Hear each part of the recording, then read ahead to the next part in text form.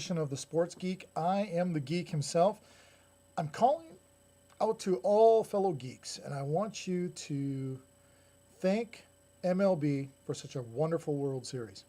I'm very excited. I had no vested interest in either team, but I got to say, I was glad to see some fantastic pitching, some fantastic hitting. Was really happy to see the World Series played out in a manner that didn't have one of the big market teams. Even though I'm a huge Yankees fan and a Brewers fan, I would have loved to have seen those two teams in there. But I am happy that the World Series played out the way it did. San Francisco won the title, as we all know now, and now it's off to the next 5 days of free agency to see who signs with who, with what team, stays with what team actually, because each team has its own chance to stick.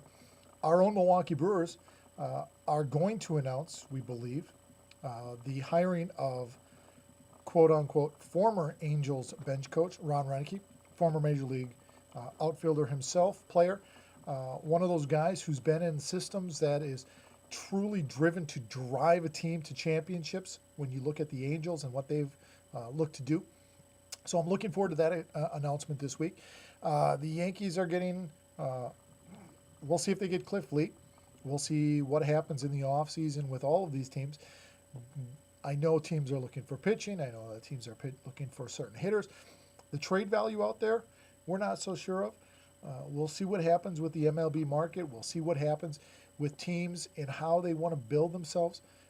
Hearing rumors about Greinke in Kansas City being available, hearing rumors that Cliff Lee may not go to New York because he's not happy with what New York has to offer in regards to a big city. He's an Arkansas guy. His family lives in Arkansas. Maybe Texas is the place for him.